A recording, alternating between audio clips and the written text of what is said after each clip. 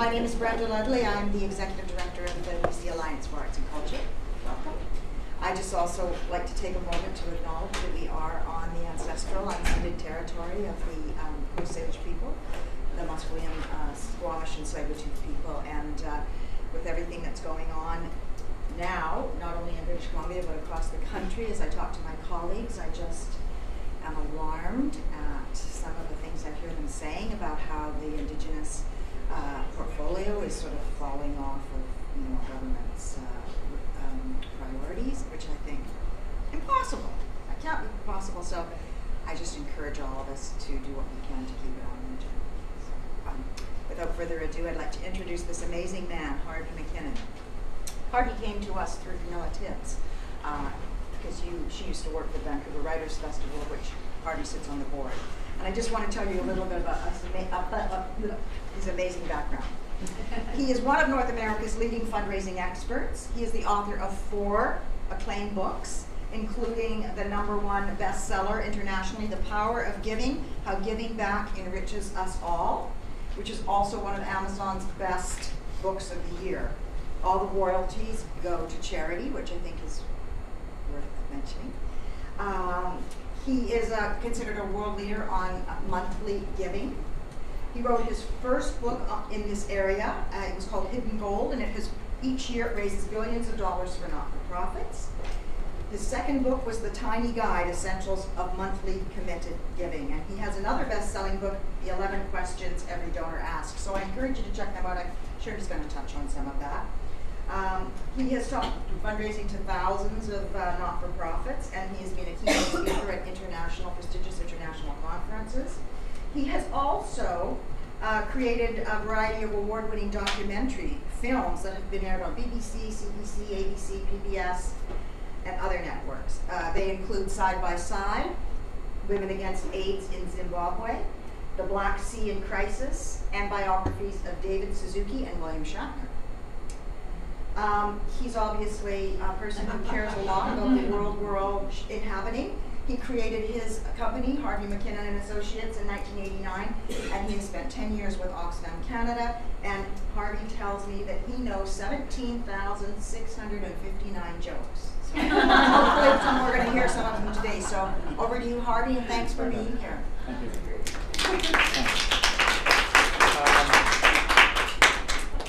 Surprise. Thank you for all coming here today. What I'm going to do is probably something unexpected, because you originally thought you were coming here to talk about individual giving and growing your programs. And we've had a change of plans, because we're going to now learn how to raise money to build a wall between Canada and the USA. And originally Mexico was going to pay for it, but since they're not, we have to all chip in. And an organization in the UK actually set up a campaign called Bricking It for Canada, where they have people to go on the site and click bricks and build that wall in solidarity with us. So in reality, what we're going to do today is more or less what you want. I'm going to try and take as many questions as possible. People in advance sent in questions. I've tried to incorporate them into the presentation as much as possible. There will be some Facebook Live questions, presumably, and then I'm going to leave time at the end. But I want to go through a couple of different things. First, I'm going to talk about a few trends and barriers. Then I'm going to look at effective copywriting and design, which is important for all the kind of work you do, whether it's grant writing or writing for your website.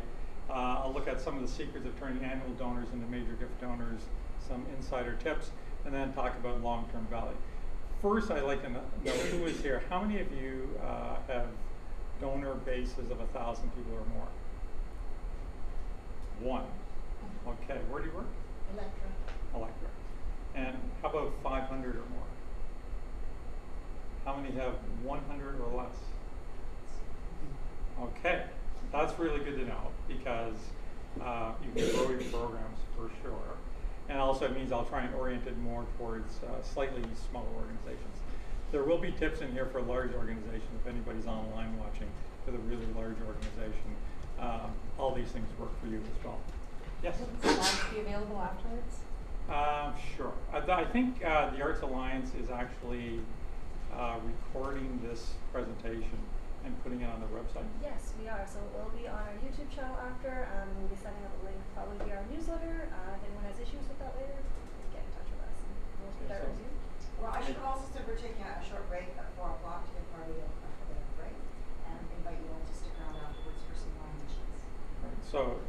the microphone picked that up, but just in case we're taking a short break at 4 o'clock to give me a break and yourselves a break, because this is a kind of a hot room and you'll need some fresh air.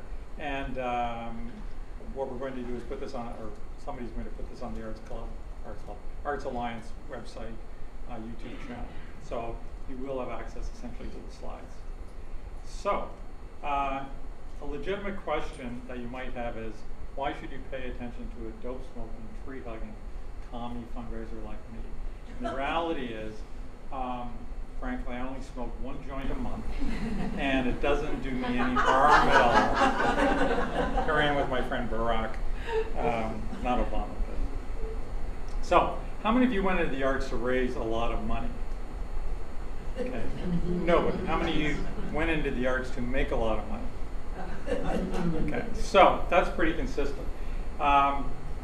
It's great that you're here and want to learn how to raise more money, because the arts are incredibly important for our society. I got into fundraising, I was just saying to Brenda, not because I want to be a fundraiser. In fact, when I got into it, there weren't many fundraisers. I got into it because I was at a university back east, Dalhousie.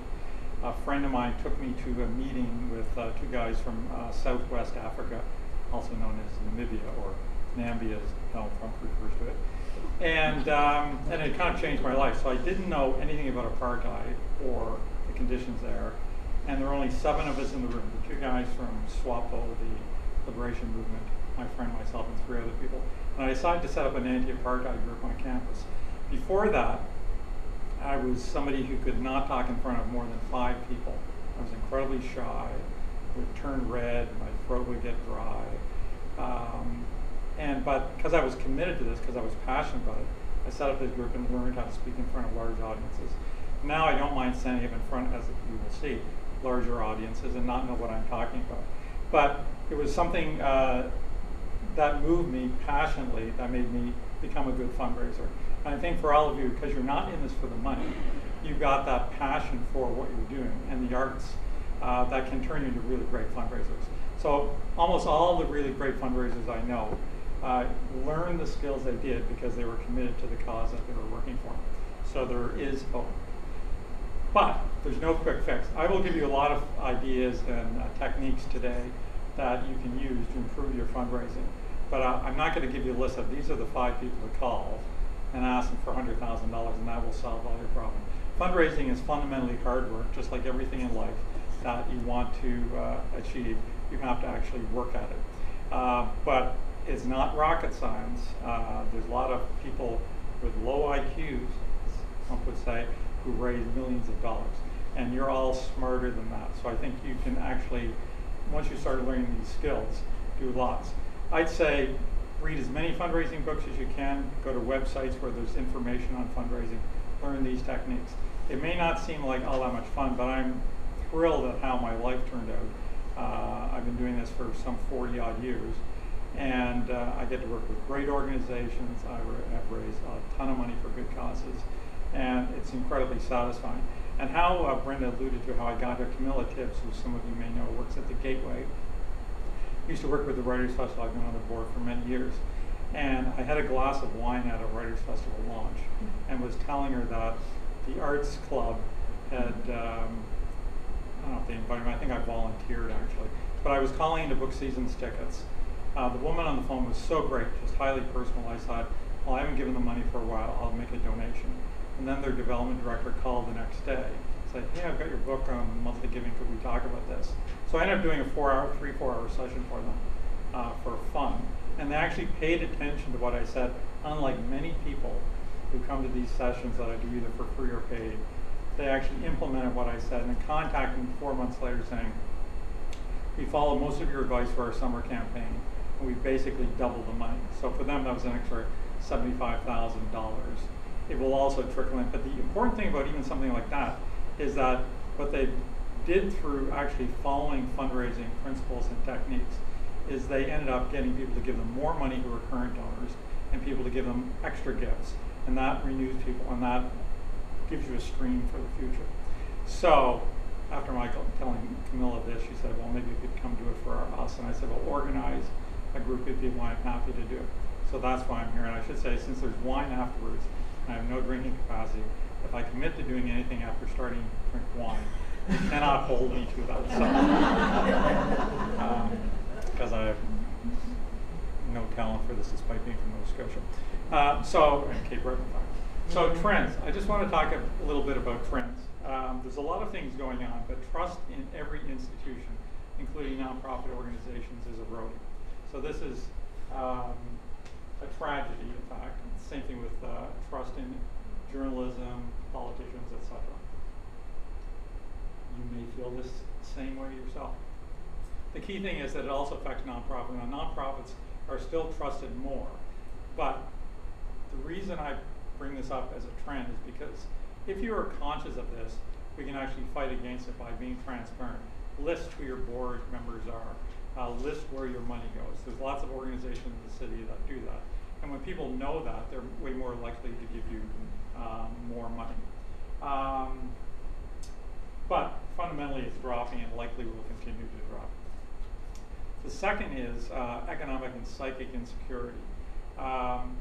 We're living in volatile times. If you saw just before Christmas, the stock market went way up and way down really quickly. That makes people nervous, and as a result of that, they're less likely to give money. Psychic insecurity, Alberta's still doing better than many parts of the country, yet donations are dropping, especially in northern Alberta, because people aren't sure about are they going to have their high-paying jobs 6 months from now, and that certainly affects fundraising. And you can see in this chart here, you can see this online, but that for pretty much every income level, people's average income or donations to charities have dropped over the last decade. In between well, I'll show you this slide actually. If you look at this, back in 2007, people in Canada gave $10.2 billion. Then it plummeted because of the financial crisis of 2008. And it's barely back up there. This is adjusted for inflation, but it's barely back up to 10 billion again. So this is likely going to continue. There's two other things happening. There's more charities competing for those dollars. And in addition to that, there's a larger population. So despite the fact that our population grew by a couple of million people, less money is going to charities. So most groups have fewer donors than they did, if you look at Canadian Cancer Society, Canadian Breast Cancer. They merged for a primary reason, which was that their income was both, for both organizations, shrinking. So fewer donors. What we're finding is, and we work with a couple of dozen organizations across the country, is that some of them, they're in that growth area where they're actually, Parkinson is the client, and they're increasing, unlike many other health organizations, because they weren't doing a really good job before that. Now they're growing. But a lot of organizations have plateaued and they're shrinking. But they're finding they can kind of maintain their budgets because the donors that they have who remain are giving larger gifts. And that might be something you find with your organizations as well. Again, I think for all of you, the potential is way better than you likely think because you are small. You haven't employed professional fundraising practices in many cases, and when you do, you will just get better. So donor retention is really important. And again, somebody asked a question about this, but the difference between a 41% retention rate, for many of you, it should be up around 70, 75.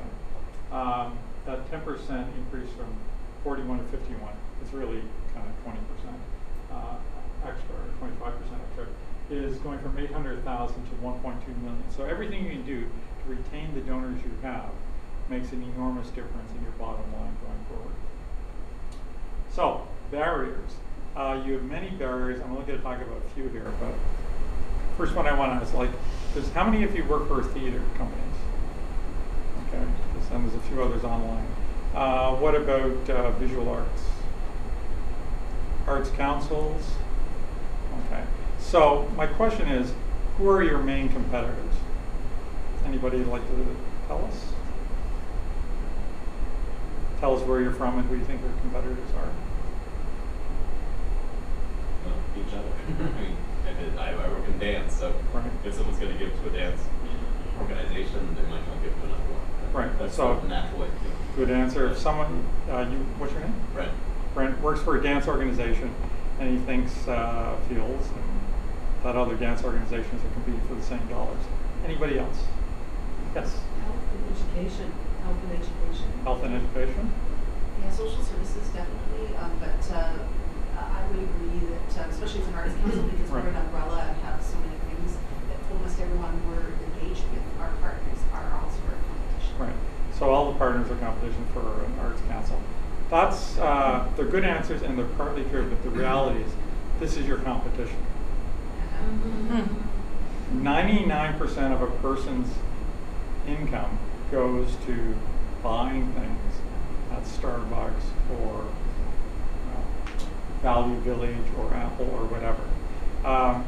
So we're probably less competitive. I have a theory around fundraising. I give to a lot of organizations, and I probably have made donations to, say, 7 different theater companies in the last 2 or 3 years. Because I give to Bard and the Beach doesn't mean I won't give to the Arts Club. They're totally separate in my mind. It kind of depends on what's in my bank account and how I'm asked. Most people are kind of promiscuous, as in they give to a lot of different charities. So just because somebody gives to your dance company, they're actually more likely to give to another dance company. So if you look at, if you go through, and it's always a good thing to do, is see who's on the board of different arts organizations and see who are their tiered donors. And you'll see the same names coming up over and over again. Just because you're on the board of an organization, if you care about the arts, you probably care about lots of different areas of the arts. So you're in way less competition for the most part. There's the odd person you may compete with. And I was speaking at a major gift conference in the States a few years ago, and the speakers were chatting the night before. And Mark Stewart, who runs the San Diego Zoo fundraising program, was talking to another woman who lives in San Diego working for an arts organization. And they were talking about a major donor where they were trying to get $1 million gift from. And they'd both been working on it for about probably a year. And Mark said, well, you got this gift from her. You know, how did you do it? And she looked at him and said, I worked harder. And Mark kind of paused and said, you did work harder. And it turned out to be a $2 million gift. So hard work. Mark's a great fundraiser, she was a great fundraiser, but that makes a difference, hard work. But that doesn't mean she wouldn't be giving money to the zoo the following year. And I think that's the kind of attitude we have. When we cooperate like this and share ideas, it's to our mutual benefit. One of the things that affects arts organizations especially is a scarcity mentality, meaning, well, we can't afford to do this, we can't afford to spend money. One of the things that we did an audit for Van Dusen Gardens a couple of years ago, and they had canceled their newsletter because it was a print newsletter. And I thought, well, this is a waste of money. We'll just email people the newsletter. And Marcia Thompson, who went in to interview their top donor, was giving them a 6-figure gift, was talking about what she liked and didn't like, and she didn't like the fact that they stopped their print communication. And she was somebody worth a lot of money, given the size of the gift she was giving to them. She said, you know, I used to have this newsletter around with these beautiful pictures of the gardens. I love them so much, I show all my friends, also wealthy widows, but they canceled the newsletter. She says she looks online, kind of clicks off, and maybe she'll look at it. But this was a permanent thing. I was in a New York penthouse apartment talking to a major donor once, and talking about direct mail, which I kind of liked. And she pulls out all her samples, including all the printed pieces of material, where she and her husband gave $10,000 to this organization, or $25,000 of that.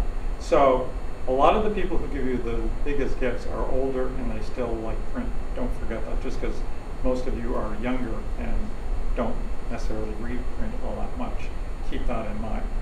The last thing I'd like to say about the scarcity mentality is it does take money to raise money. And a friend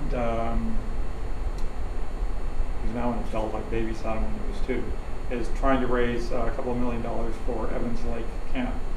And he was saying that, well, they want to give a commission to the people who raise the money for it. And the reality is that's a violation of the ethics of the fundraising profession. So I encourage you not to do this. But they still have to make that decision. And we don't do that kind of work, what they need. But they have to spend a bunch of money to hire a capital campaign organization to do this. But I've never seen a capital campaign company make less money than they're getting paid. They usually achieve their goals, and they usually raise organizations a lot of money. So, has anybody run a capital campaign here?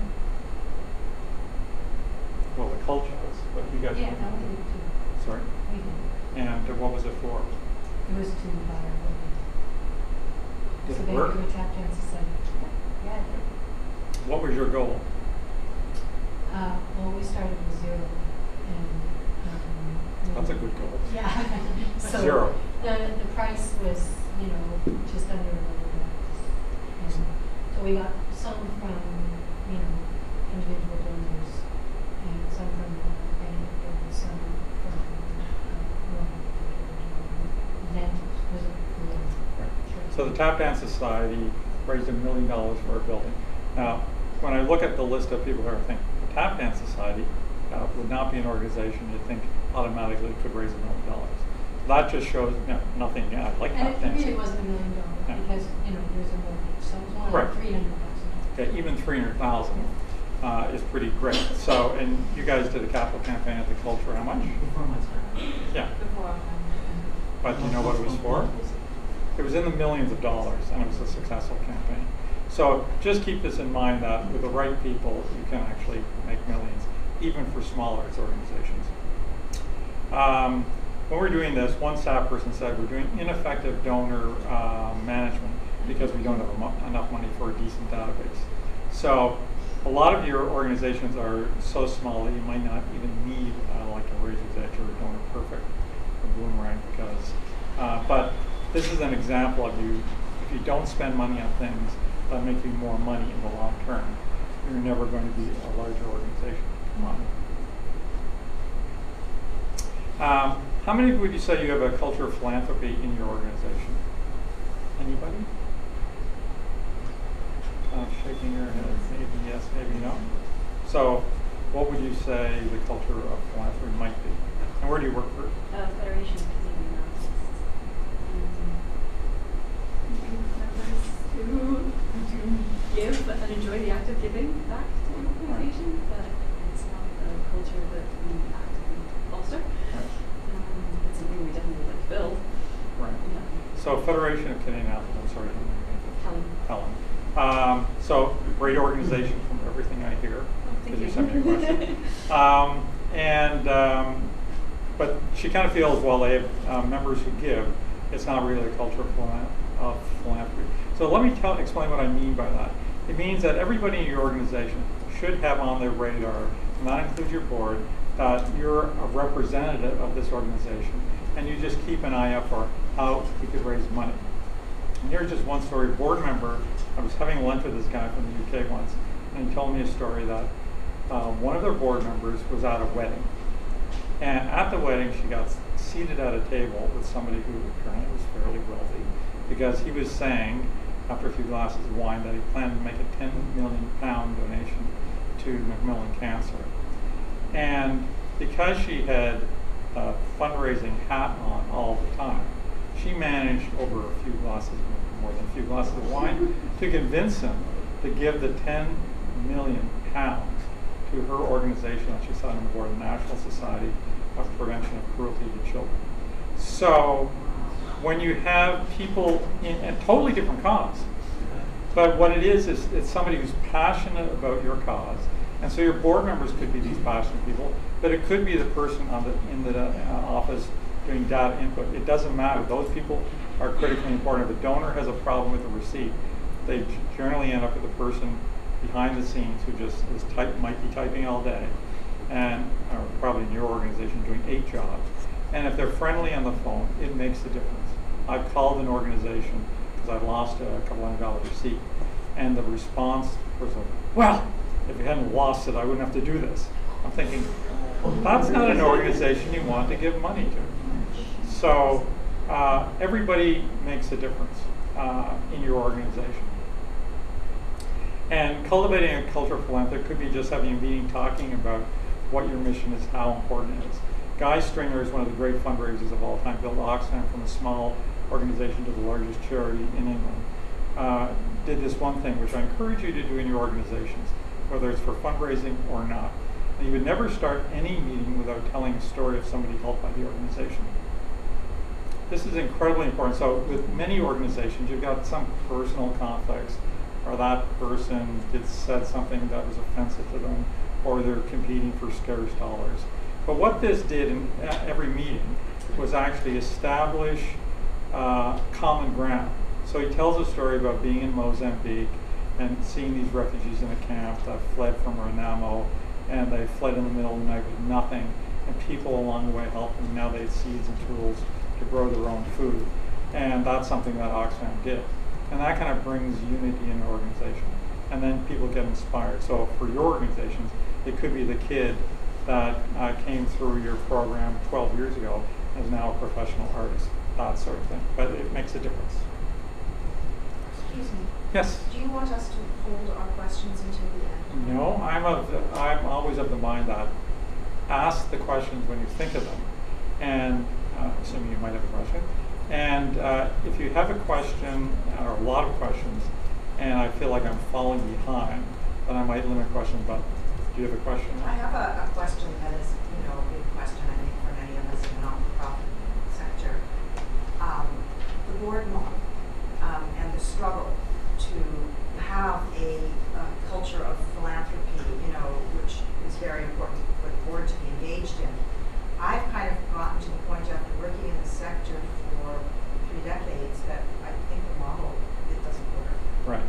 So Brenda's comment basically was the model of board kind of doing the leadership doesn't work. Conveniently enough, that's where we are in the agenda. So leadership is critically important. When you have, for arts organizations, there's often 2 kinds of leadership. There's the management and the artistic direction. Does anybody know Chris Abrams of Yes. Crow's Theatre? Yeah. So Chris is a great director, and he decided to build a theater in East Toronto where there were no theaters. And they raised some $12 million in kind of a couple of year campaign. So that was on the strength of, I don't know who the woman who was the managing director, but I hear she was great, and Chris's artistic vision. And together, they pulled in people to build it. Same thing with Albert Schultz and all the people involved in Soul Pepper. It was the leadership that made the big difference. And I suspect you can find a lot of local examples. Christopher Gage being like a great example of, Bard was a few thousand people coming first year, and now it's got almost sold out every show all year long. So, or during the season. So leadership is really important, and but leaders can learn this stuff. And they don't necessarily have to be the person that asks. You can often go with somebody. And what I put up is a few board tips. So I believe for any board, you do need 100% participation. And just ask people to give to their capacity. But people say, well, I'm volunteering my time. I don't think that's good enough. That doesn't inspire other people to give. A lot of major donors in particular will say, do you have 100% of the board giving? And if you don't have 100% of the board giving, they're not going to give. Because if the people who know the organization really well as insiders aren't financially supporting it, why should they? So it's a really important thing to do. And again, you work with people's capacity. If it's $10, that's okay. The second thing is, if you have a recruitment committee, then you're more likely to get the people you need on the board. And so what you need is the accountant, the lawyer, ideally the fundraiser. There's 400 fundraisers in Vancouver. If you don't have one sitting on your board, and you're not one yourself, go to the AFP meeting next month. That's Association of Fundraising Professionals meeting. That you can find them online. That means where you can learn more, but also you'll meet people. Somebody will be interested in sitting on your board, almost for sure, because it gives them something different to do, and it's kind of fun, and the arts are really important. Lead from the top, so that could be you, it could be the leader, it could be the board, but leadership is pretty important. However, anybody can be a leader. I've seen people in organizations, they're the new person, they lead the organization, because the CEO or the executive director just doesn't have that orientation or skills. And one of the things that I found that works with boards is if you say to a board member, you have to raise money all year round, that's a really hard thing. If you say, we're going to have a campaign in March, this is our target, targets are good, and then it's all over, and then you don't have to think about fundraising for the rest of the year. That stuff works really, really well. Most board members, Kim Klein wrote a great book called Fundraising for Social Change, and she's written a lot of good books. She said she's worked with 5,000 boards, and maybe 50 of them have worked like boards in theory are supposed to be working, to your point. Now, I think some hospitals, we work with like 8 hospitals across the country, some of their boards do it. They have wealth, and they have experience, and they have contacts, and they don't mind asking. But most arts organizations outside the top tier don't have that. Most organizations don't have that. So I believe in kind of an adaptive model. That if you can find a couple of people who will sit on your board who can do this, then you're doing way better than most organizations. And a lot of people who have the fundraising skills and contacts and wealth, they don't want to sit on your board because it's boring. For most part, like I've been on boards, a lot of boards all my life, and it's only because I love the organization and what they're doing and the people. But I could see for a lot of people, they're fast-acting people, they're just bored by this. So then you get them on a fundraising committee, which we've done with the Writers' Festival and other groups I've been involved in. Any questions about boards before I?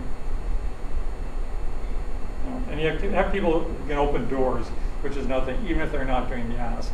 The thing about a team is if you have somebody that can open a door but won't ask, go with them. Or if there's 2 of you in the organization, go as a team. Make sure you practice the ask before. But when you have 2 people, then you can often pay attention to what the person you're asking is doing, meaning their hand-eye movements, whereas you're probably going to be a little nervous if you're asking and you're the only person in the room. So it's really advantageous. Yes?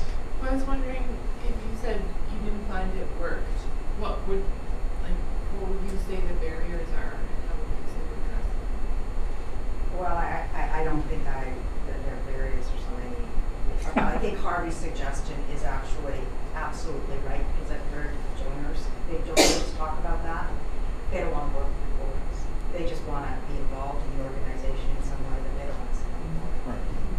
That's the problem we've had over the years, is having external board members that are brilliant, but they're bored at a board meeting, so they don't stay. Right. Yeah. So your problem is external board members, or actually on the board, but they're bored with the meetings. Yeah. Yeah. I mean, They don't have enough to do. yeah. And it kind of depends on the organization. I mean, you have to, if you're doing things that might keep them stimulated, meaning if, say, you're a theater company, and then every meeting you bring in an actor to talk about their career for 7 minutes, and they want to be an actor, but they decide to go into building apps and make billions. You know, maybe they will find that something worthwhile. Also, what I find with lots of organizations is the board gets involved in micromanaging the staff, which is a disaster for the staff, and it's also going to, be bad for the organization. And it doesn't help the organization. They have a different kind of role, which tends to be strategic. So we can come back to that later on if you'd like. I just want to keep going. So marketing and communication is another barrier. Now, most of you are relatively small organizations, and you might be doing the marketing and communications yourself. But as this cartoon says on it, you can see it over there, people standing outside what used to be known as heaven. Actually, I prefer heaven too, but then the marketing guys got a hold of it. It says birth, death, and beyond. So I was speaking at a conference in Boston, the Fundraising International Conference 2 years ago, and somebody said, like hundreds of people in the room, and asked a question, has a communications person ever messed up your fundraising? And I said, let's crowdsource that. Has the communication team or marketing team in your organization ever messed up your fundraising? And every hand went up, except for one woman who was sitting at a front table. And I thought, great. So I said, well, maybe you could tell us why this hasn't happened to you. She said, well, I'm in communication. So we have that happen all the time. It's a different skill set.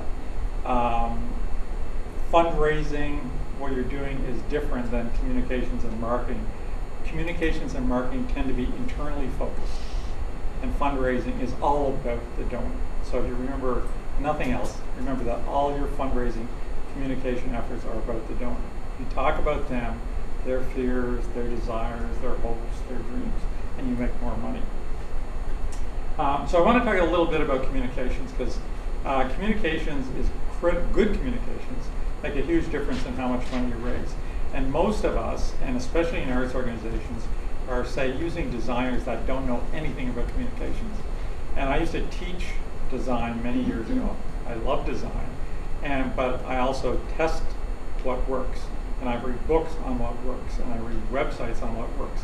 And most of the designers, and I've got 3 designers, or in between, but we'll soon have a 3rd designer. And even these people where I work with and we're working for 3 years, you have to talk to them on a regular basis to not do these things that violate the principles of good communication.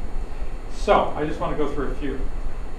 This book by Colin Wheeldon, I highly recommend. It's called Type and Layout, and it will give you information. You can take a picture of it, or go to the website, write it down, whatever. But it makes a big difference if you do things that have been tested and work. And one of the principles of good fundraising is you follow what works. So you find out what works and keep doing it, and do it more often. So most of the arts organizations I see are using sans serif typeface in propaganda and communication material and sales materials. That is wrong. And I'll go to the mat on this one. So this is a serif typeface. It's not the best serif typeface, but sans serif is without these little feet. And so what we found in research is that when you have serif typefaces, it's easier to read. People remember it and they read more. Designers don't like it because it's not as clean and you can't cram as much stuff in it. I don't care. Get rid of the designers and find people who will do this if they won't change. And if the copy is too long, edit the copy. Never a bad thing. But this is really important for many reasons. Times New Roman is 5 times easier to read than it really tests. Now, we're in the communication business. We're trying to sell tickets, get people to events. We're trying to get people to give us money. You have to use all these techniques that make a difference. Yes? Sorry, I just want to ask a question because the organizations that I am wearing my hat for today have a disability bubble attached to them. Mm-hmm. So the accessible font is Arial because it's difficult for someone with low sight to read the stuff with the little bits on the end. Right. So we tend to stick to what our standard and our norm is. Are we making a huge mistake doing that? Well, but we need it to be accessible to our membership. Right. Then you're probably not, assuming that has been tested. I'd say, keep in mind, web and computers are different than print. So I'm talking about print here, primarily because historically the screen resolution was so bad that you had to use sans serif typeface. So if you're mainly, but obviously, if that's been tested as something that's easy to read for your audience, that is clearly what you should do. But does it prevent us from going after bigger donors that don't have, for example, a sight disability? Then essentially you're creating 2 copies. Yeah, it makes things harder to read. So it depends what you're doing. If you're sending a grant application, I would definitely have it in a serif typeface. All books, all magazines, and all newspapers use serif typeface because that's more readable. It's almost impossible to find a book. You'll never find a book that's a bestseller in sans serif unless it's an art book. And then, they're not read. Ow! I know it's so offensive. They're not read as much as, let's say, Washington Black, which was millions of times. No, but you go through a bestseller list. There's not a book in a sans serif typeface. I had a friend, Paulo, who wrote a great book, Soul of the Citizen, and a few other books. And those sold 100 to 300,000 copies. And a publisher printed one of his books, which should have done well, in sans serif, 2,000 copies. I mean, enormous difference. So, also, designers also put white on black, reverse type, craziness. And also going way across the page, when you get past 65 characters, it cuts down comprehension and readability. So, try not to do that. When text was printed white on black, good comprehension fell to 0, while poor comprehension went up. So, in all the organizations I see, you're doing this all the time. Now, I'm not saying you can't do it spottily, and if you have large type, then maybe you can get away with it. But again, the ad world has spent billions of dollars testing all these things. And even when you're using screens like this, purple screen, it's just not as clear as the black on white. It's just cleaner, easier to read. So try and get control of the designers that work for you. And even pale blue, it cuts down comprehension, poor comprehension, rose to 43. So an important thing to remember is that older eyes which are the kind of eyes that I have a harder time reading, and I give money to arts organizations. Can anybody read this sentence? Can you read this sentence? Okay, you're in a small room. In a large room, people can't kind of read. So this is, there's two arrows here. This is, as you age across the bottom, your eyesight goes this way. It's horrible. And your income and assets tend to go this way. So the people with the most assets in our society have the worst eyes. We know that people over a certain age have most of the money, and their eyes are bad. So your eyes might be great, but you have to design for the people who are buying your tickets and giving you money. A little bit on copywriting. So copywriting applies to whether you're writing grant applications, whether you're doing a website, whether you're actually writing brochures or fundraising materials. So these are, I'll give you really two quick examples of horrible stuff. This is from the University of Alberta. The theme of this year's University of Alberta wall calendar is moving at the speed of light, which aptly describes the incredible energy and range of activities on campus. Vibrant images of leisure activities, research, and teaching makes this year's calendar one of the best. Toss it. It's just not very engaging. For Royal Roads, it's even worse.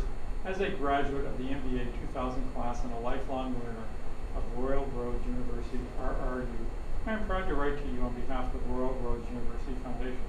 Among the many services Royal Roads University provides, and it just goes on, and it's just tedious. When you write letters about the donor, if you're sending out any kind of letters, they give you money. So here is an example for Oxfam. Short words, short sentences, short paragraphs, and it's about the donor. This is a piece of cloth attached to a letter and showing through a window. It says, you may wonder how a piece of cloth like this can save a life.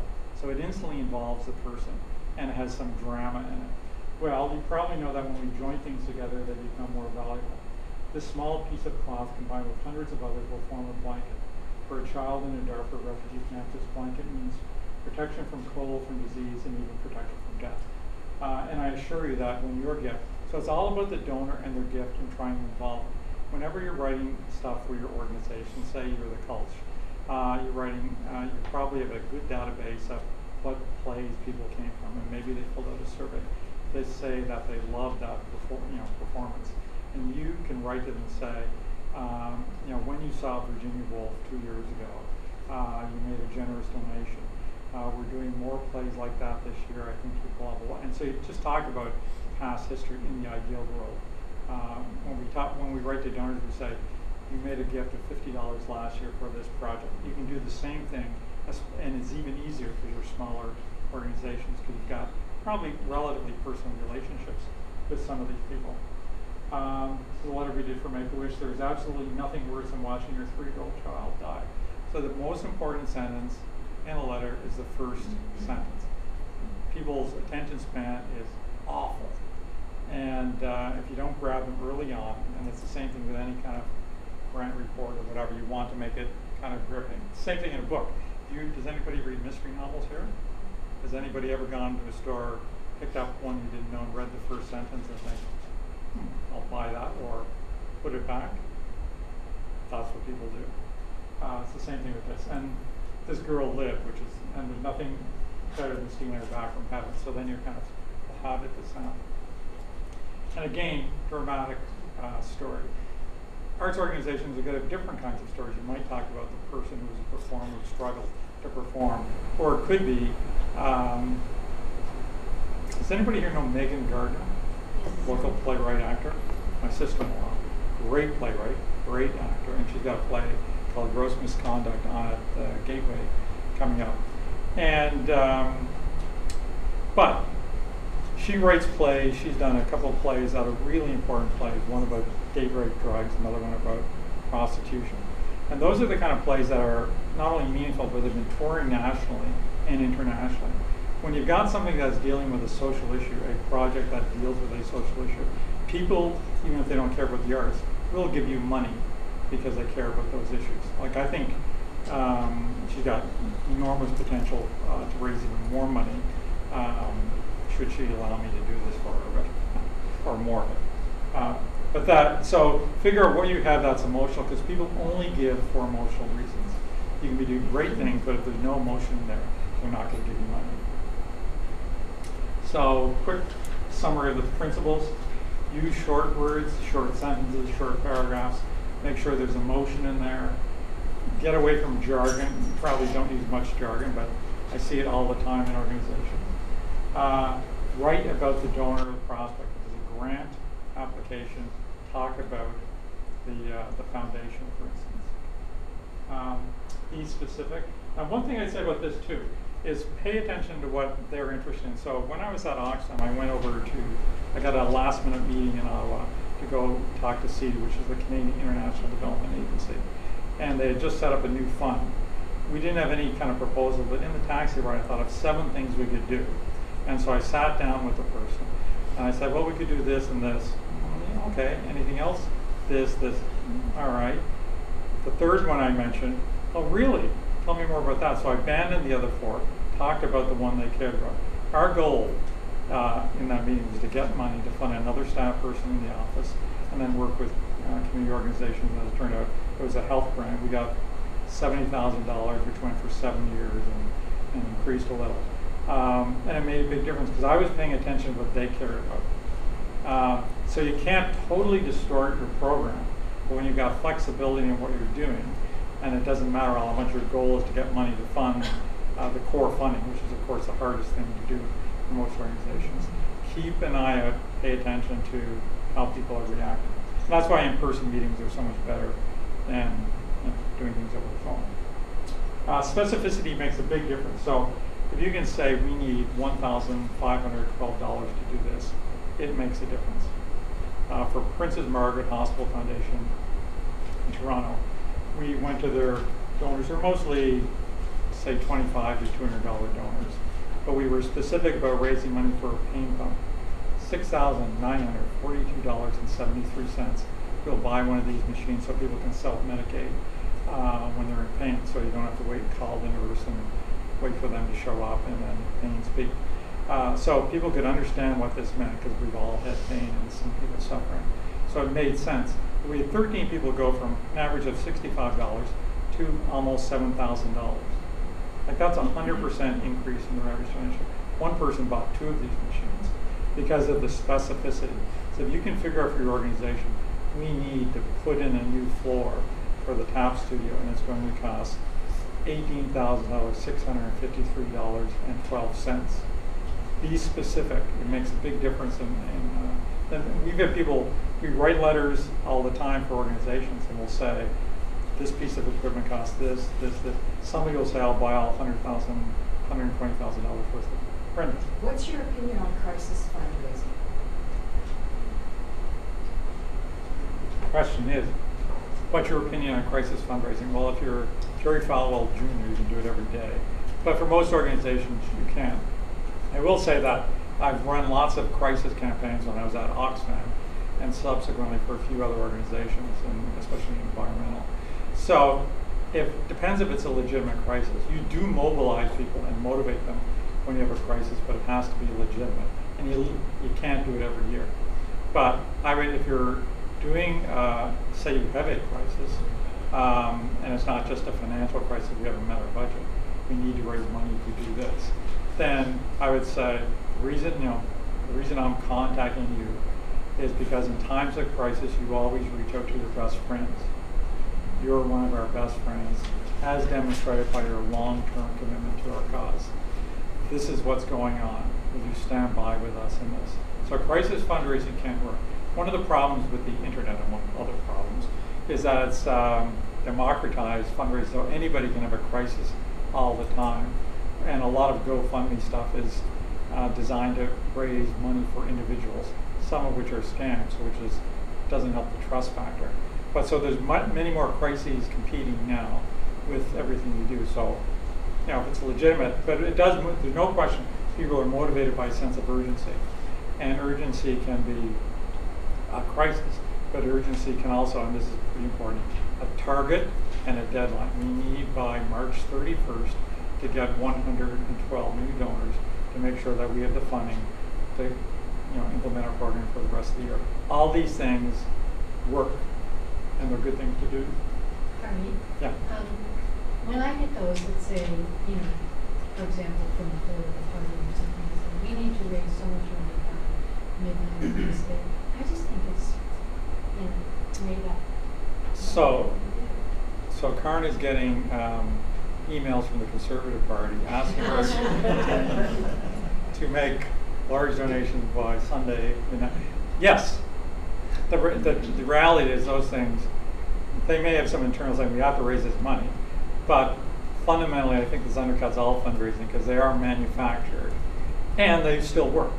So when your political party of choice sends you, we need to raise such and such by Sunday at midnight, it gives you a target, it gives them a target, and for you to psychologically think about it. And then they have, we're getting closer and closer to the target, that kind of stuff, where it allows you actually to have more communication with somebody as you're getting closer to the target. And they still kind of work, otherwise they wouldn't be doing that. As tragic as that may be. You shouldn't give them money. So design for the reader, and repetition. So good communications is often repetitive. Good fundraising communication is often repetitive. So if you're sending out a letter, people kind of scan these things. They don't read word for word like they are reading a book. And so repeating things in slightly different ways, reminding them why your donation is good is important. It's the same thing on a website. You have many different asks on your website. How many of you are making any money on your website? Or much money? What do you mean? We do transactions. Yeah, so how many groups here are raising, say, $25,000 or more a year from a website? You mean raising money or earning money? Raising money. Yeah, I don't mean sales, I mean donations. Right, and same with you? Yeah, well, the kind of helps button is there. Right, That's how you so direct kind of people to helps. get. Yeah. Yeah. That's good. So I'm going to talk about web stuff just a little here, and then take a break. So individual giving channels. So there's mail, phone, and digital. Most money raised digitally is by email. So you send emails out to people, but they're, some people are making money on Facebook, etc. Face-to-face, so that's when you're meeting with major donors. At special events, so I encourage you to come to this. The Writers' Festival has a dram thing, which is now changed to Whiskey and Words, where you can actually drink whiskey and talk about books, or not. You can just talk about whiskey, which most of the people come at in March. And it's a pretty fun event. So at that, you have the silent auction. You can also have a fundraising ask, should you want to do that. And I've been to lots of events where they raise a lot of money outside the actual admission, because the people in there give money. The VGH raised about, I think, $2 million at their event 2 years ago for mental health, because everybody in the room drank lots of free wine, and then they started putting $50,000 in to get their name on a different room. So, and performances, you can ask for money afterwards. Lynn Boardman, who I work with, her managing director, her daughter played Chip in the Arts Club production of Beauty and the Beast, and she volunteered, because she has that genetic fundraising team, go and stand in the lobby and collect money after every performance, and to raise money for young artists. And it worked. She loved it, and people gave more money because she was cute. And plan giving and monthly giving. So again, we'll talk about this a little later on. I'll just do a few web things, and then we can take a break at 4 o'clock. This is a nice website. It's nice and clean. Give today, get involved, your impact. One of the problems with many organizations is that people internally get bored with what's working. So this was a nice, clean website. So somebody decides, let's change the website. And this is what they changed it to. Yeah. And it's ugly, and you don't really know what's going on. You don't know what that scary thing is. Then, another page from the site, like where does the eye go? It's white on different multicolored backgrounds. So when you have screens in the back end, it dramatically cuts down readability, especially if you have different colors going through it. Which reminds me, Amy needs to get to the SkyTrain or Canada line afterwards. Is anybody possibly passing by that could drop her off? Come on. What time do you have to be there? Are you like running out the door at 5, or are you staying for the reception? No, it was. Thank you, Harvey. Perfect. If anybody's online and come drive over here. Well, anyway, talk to her if you have the possibility of dropping her off. So one of the things that these guys at Mercy Corps did is put monthly giving on their homepage. They ask people to follow them on different sites. It's nice and clean and easy, so you might want to take up, because monthly donors are so great, they give you 7 to 20 times more money over time than single gift donors. You might want to grab some of this real estate occasionally. This says, oh my, why are there so many fields on this donation form? So this is ugly and takes you forever to figure out. And this is likely one of these forms where you skip something and then they pour you back to the beginning, which is a nightmare. And I was just buying some tickets for something. I think it was for an airline finance. It's like they didn't tell me what I skipped. And so if I didn't have to get there, I would have in fact just cancel out. And I'm buying something online. So make it easy. Also they had the caption in there, which is kind of like doesn't enhance people wanting to fill out the form. So a few best practices. Make sure it's mobile friendly. That's really important, especially these days, because most views, even if your websites could be mobile. Keep it simple. You don't need. There's not an organization's room that has to be giving people tons and tons of information, other than maybe theater company, upcoming productions, and all that.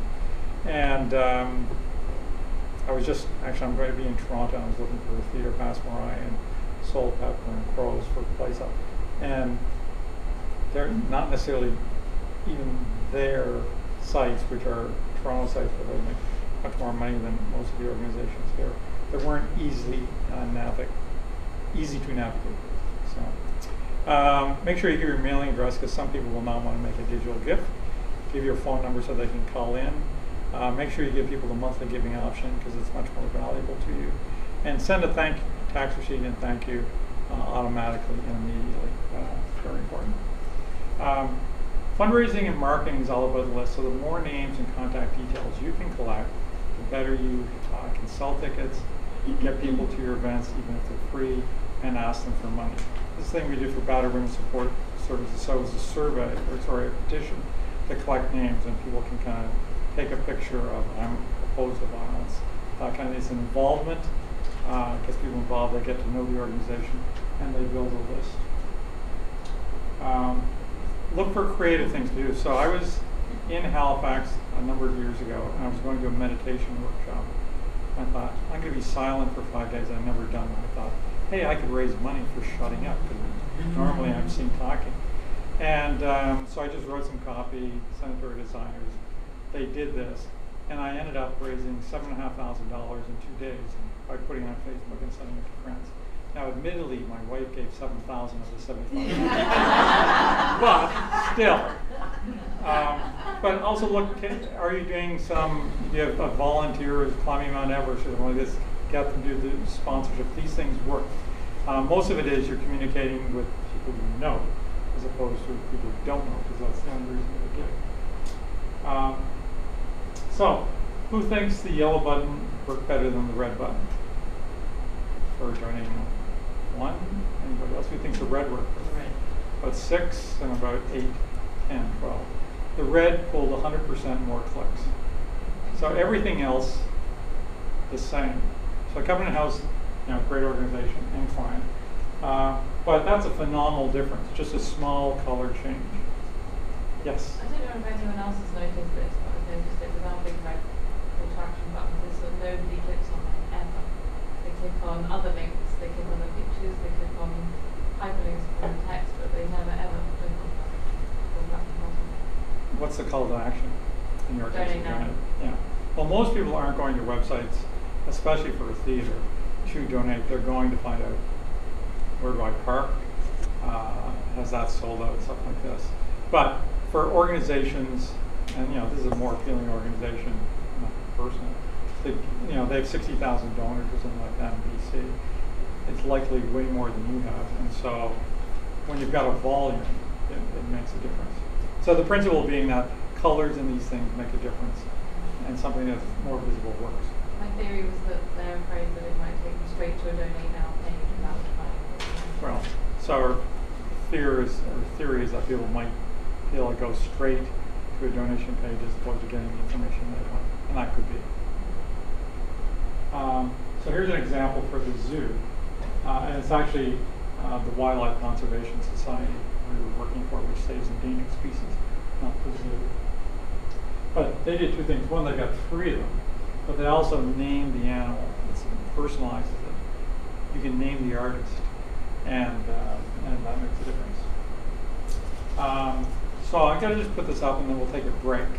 But a principle of fundraising for all your organizations, especially, is look at who gives now, and then the most likely people by a factor of 100 to give in the future, and then who ought to give, and that's people in the kind of area, so for the TAP Society, the people who give now currently, probably a lot of parents, or people who are professional dancers or whatever, and then the other circle who ought to give would be maybe grandparents of somebody who's participated in your program, or people in their previous life were tap dancers. But really, for most people, there's 94,000 charities now nonprofits you can give to. There has to be a reason to give to your organization. The same thing applies to everybody here. So if you draw those circles and figure out who's, your current donors, that should also include your lapsed donors, who you probably aren't going back too often enough. And then what is the other universe thought? Everybody who buys a ticket to your event is a potential donor. So let's take a 7-minute break and get some air, and come back. And think of any questions you might have, and I'll take some questions as soon as we start.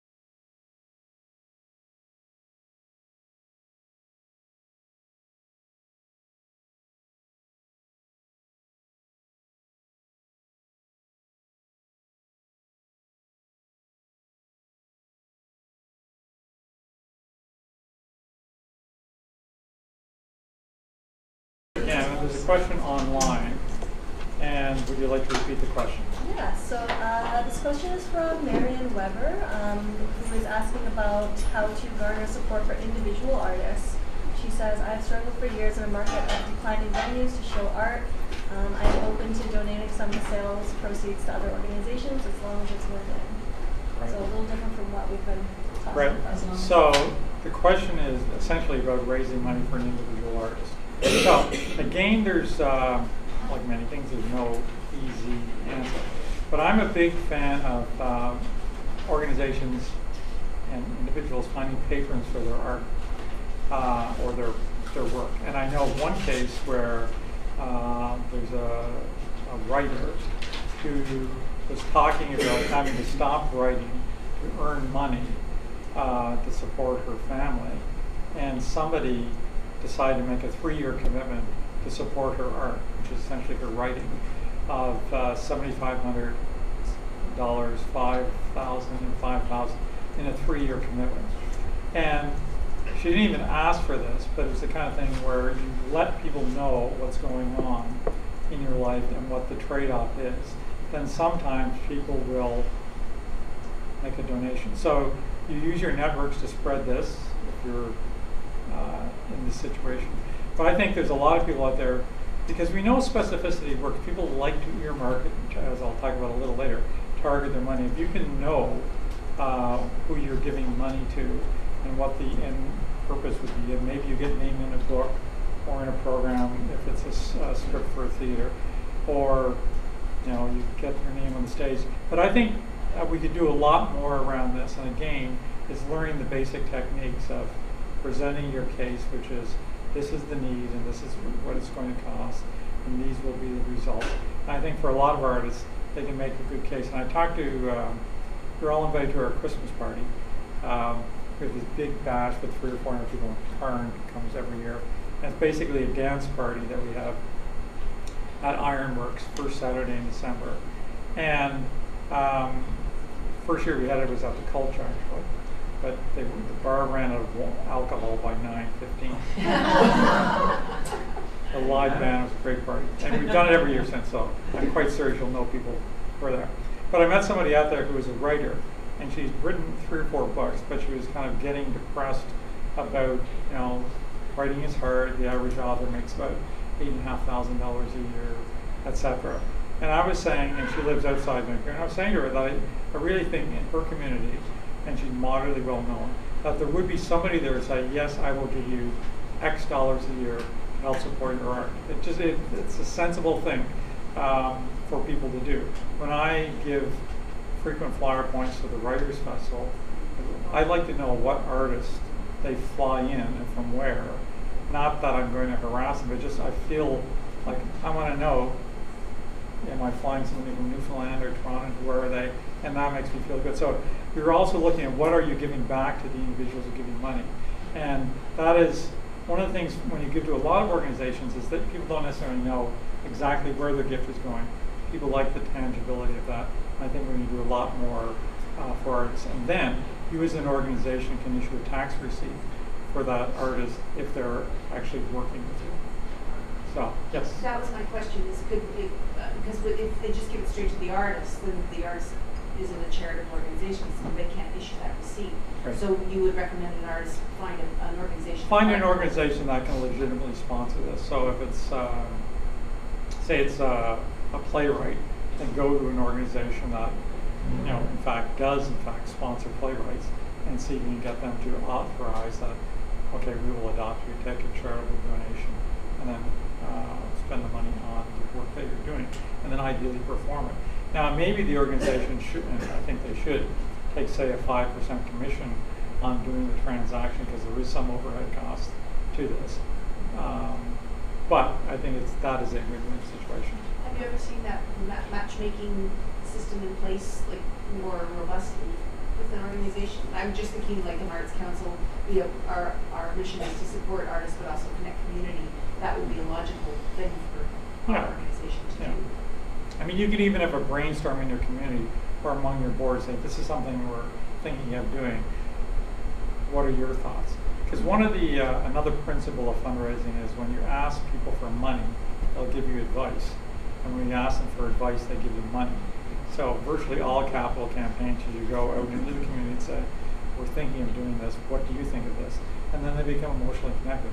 I've been sucked into this more times than I can tell you. And I know it, but it's like that is the reality. People get emotionally connected.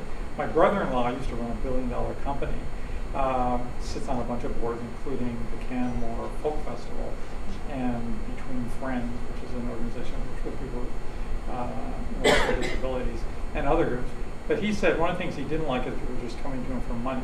He's a smart guy, really good guy, and he wanted people to be taking his advice too, even if they mostly don't take it because organizations don't take your good advice. But the reality is he wanted that deeper involvement and engagement, and that's important. So I think I talked about this later, but basically you get people interested and then you get them involved and then they become committed. So a few secrets turning, it doesn't have to be your annual donors, but those are people who are one of the most likely. It's a process, so as I was just saying, interest, involvement, and then a lifelong ideal commitment.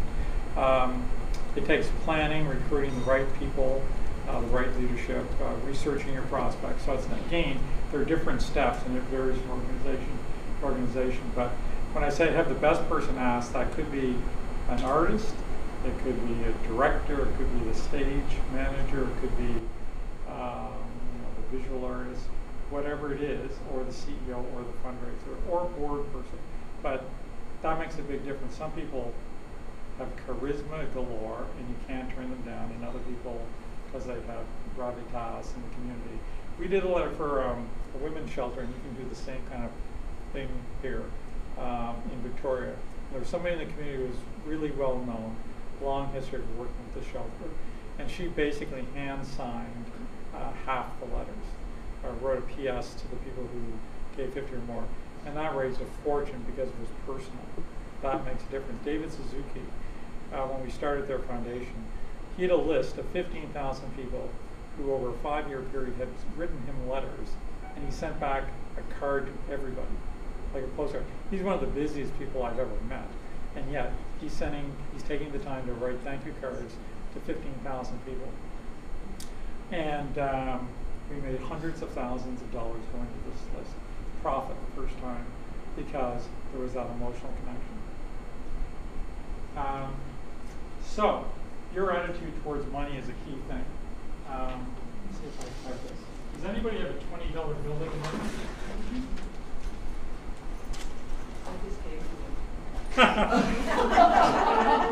Then didn't that's, give it to you. I have one here. that's Here. mine. Do you want one? Is it a trick? Here. It's not really a trick. Will you make it It's gonna- disappear and not come back? Well, let's see if I can. I don't know if I have this. Oh, I do. Okay, so I'm going to pass this around. Is it real? Yes. Yes. Check to see if it's real. Gotta find the braille. That one. Okay, this is real. Great.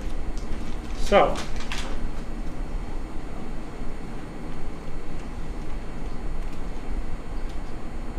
Well, that's really annoying.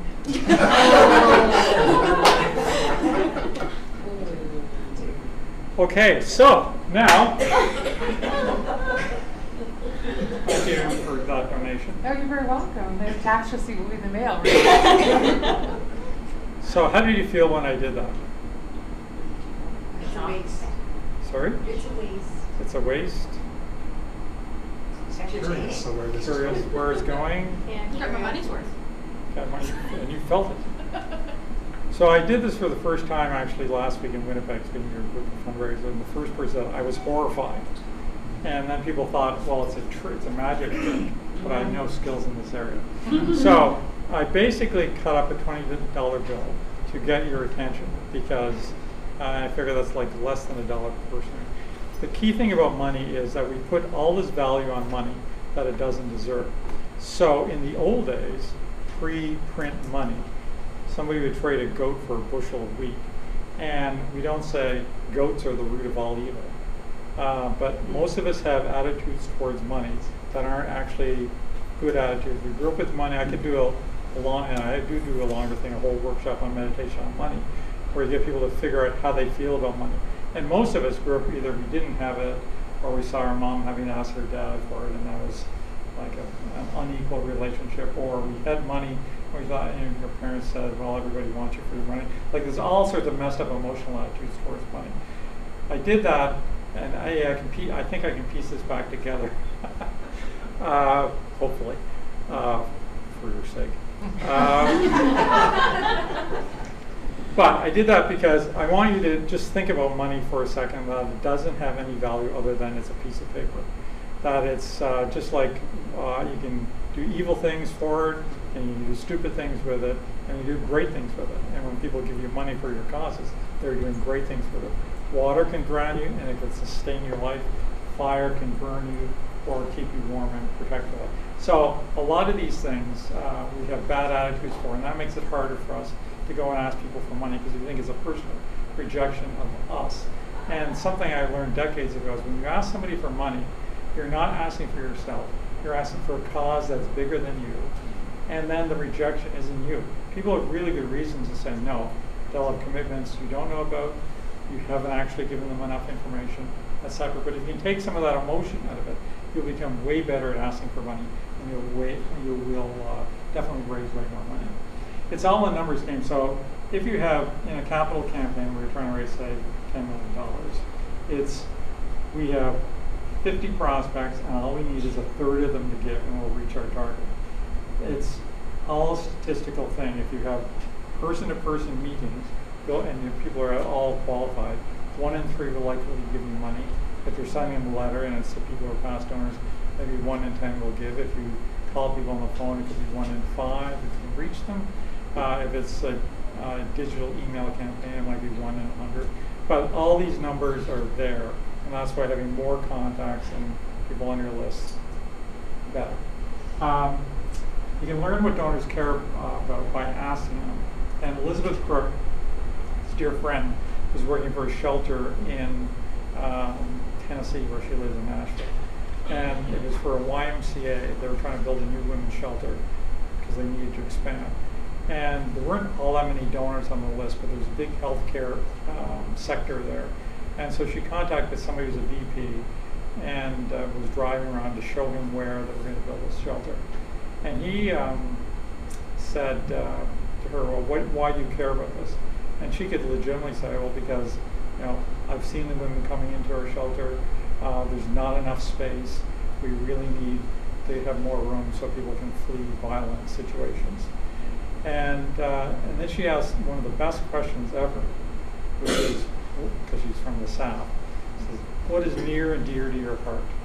And what is near and dear to your heart is a question you can all use for anybody you're ever talking to. Because he said, well, kids, because I grew up in a dysfunctional family, single parent, and it was only the Boys and Girls Club where I could kind of escape to that got me through school, and now I have a career and I'm doing well. But really, it was the Boys and Girls Club. She said, well, and then you always tie it back. Interestingly enough, the reason we're expanding the shelter is because we need larger rooms so women can flee with their kids too. And so within a week, he sends a $100,000 check, and subsequently likely gave more money. So again, figuring out what donors care about, huge, huge difference. And they will tell you when you ask them. Identify your best prospect upgrade. You're probably a pretty small list, so this is not all that applicable to most of you, but really somebody who starts increasing their gift, like $50 to $100 to $250, good prospect to potentially give you more. You will likely find, does anybody here have many $1,000 and up donors? A few, or a couple of organizations. There's a thing that we've noticed with a lot of our clients is skipping. So people will give you $1,000 one year, not the next, and give you again the year after. And one of the things that's happening is they're giving to different organizations that they also like. So keep that in mind. That doesn't mean just because they haven't given for a year, they don't really like it. It's just they like a lot of things and have a limited capacity. And make everything more personal. Again, handwritten notes, huge difference. Getting them to attend special events so you can meet them, really important. Yes? A quick question about how important are the perks? You know, we spend so much time figuring out what the levels of the perks are and who gets what for giving how much. How important is it? So the question is about perks. Totally depends on what the perks are. So it depends what the perks are and what people care about. So I give money to some theater groups and I get invited to backstage things and I could care less. I'm thinking I've got lots of things and I just like, it's not that I wouldn't enjoy them if I went, but it's just not a priority. But say for Bard and the Beach, the reason I went from a $50 donor to a $1,000 donor, and it's been going on forever, is because I discovered that, A, I love theater and I love Bard, and my brother-in-law, Todd Thompson, great actor, was in Bard that season. So, but the reason I did it was in fact for the perks. And the perk at the time was you can get tickets at the last minute and get good seats. You still have to pay for them. But for me, as somebody who travels a lot, really busy, slightly last minute, unlike other people in Vancouver, I thought I can get good seats when friends are coming out of town. I don't have to book them 4 months in advance. I love Bard anyway. I get tax receipts. That's why I did it. Now they changed the system. It's not quite as advantageous, but I'm in there. Some people love perks and give you more money. Other people don't care about them. So it depends how valuable they are to the person giving. Telling better stories. So learning how to be a better storyteller. Get Deb Williams to come in and do some training on this. When you tell donor stories, they give you more money. Allowing donors to earmark. So again, when people give you money, they'd like to know where it's going. And a lot of organizations just want money for core funding. So we fight with hospital finance people all the time. Because we say, we want to talk about this machine that you need. And they say, we don't want you to talk about that machine. And then people don't give you as much money because they want to give you money for the machine. And my theory around earmarking is if somebody wants to earmark something, unless it totally distorts what you're doing, take the money because then you're working on building a relationship. And they will give you money for other things that you can't raise money for. Naming opportunities, again, works really well, especially with the arts. Yes? What I found with earmarking that's interesting is deferrals.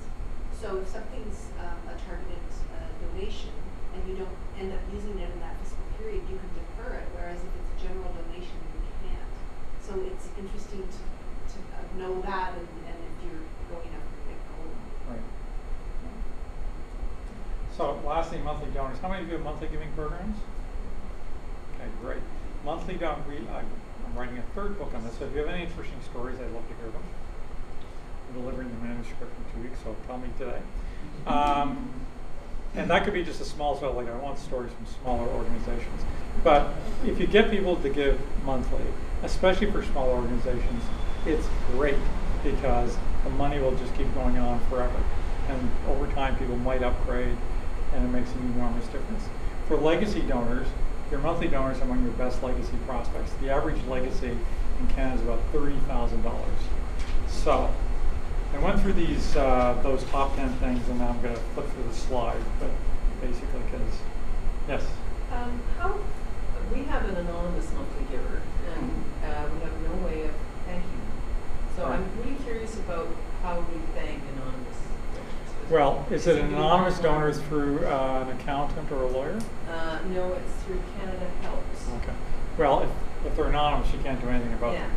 But, you know, what you could do is put in, if you do an annual report or even a website, especially if it's a large donation, we don't know who you are, but we love you. You sent $20,000, and thank you so much. They might be going to your website. So.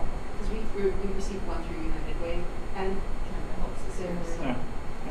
I just wanted, these are some of the different things. So again, for most arts organizations, you have these different categories, and the goal, of course, is to increase people from different categories. But even Bard doesn't make a fortune in the city. They get a lot of money from different places, but in individual donations, I think I checked the Canada revenue is like $666,000. So that's a lot compared to a lot of you. But given the size of our audience, how long they've been on, and the abilities of Christopher Gaze to do anything. So, handwritten notes, so easy to do. We know this makes a difference with donors. If you can call donors, so for Covenant House, they got 8,000 donors. They had volunteers call 4,000, say thank you for your donation.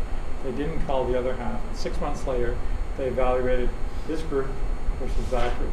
The group that got the call gave 37% more money. Now that's 37% more from 4,000 people. That's a lot of money. And it isn't just that 6 month period that they give for it. They just give more money way into the future. So again, these organizations have tested this internationally. Again, if you can get people to your events, you can get people out who you may never be able to contact because they will not, like most major donors don't want to sit down with you. But if you can get them to your event, meet them socially, then say, hey, can we have a coffee sometime? I'd like to ask you for advice on this. Then that works like a charm. Quick question. When you phone donors to thank them, should you phone them and make sure you don't ask for money? Yes.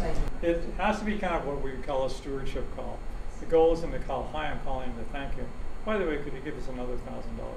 That kind of totally undercuts the purpose of it. And I often encourage people to say, when you call donors, to say, by the way, I'm just calling to thank you. I'm not calling for a donation.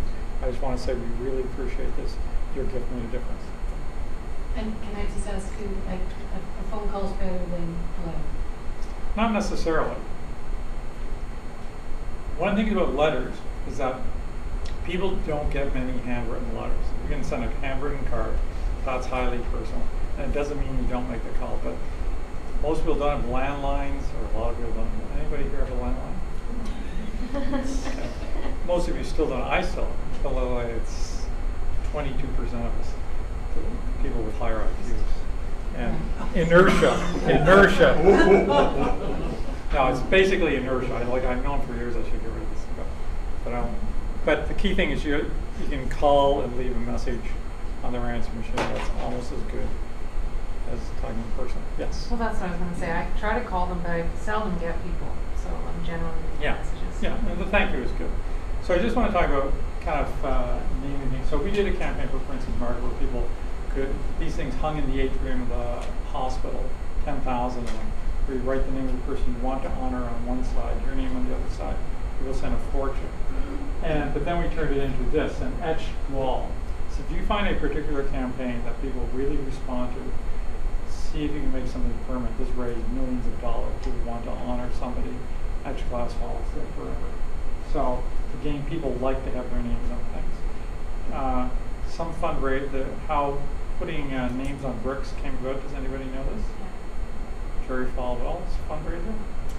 It's been repeated several times. Yeah, so they basically didn't know how to do this, but some brilliant correct marketer got it, but working for an evil person, got an idea to send out a mailing saying, put your name on a brick to build Liberty University.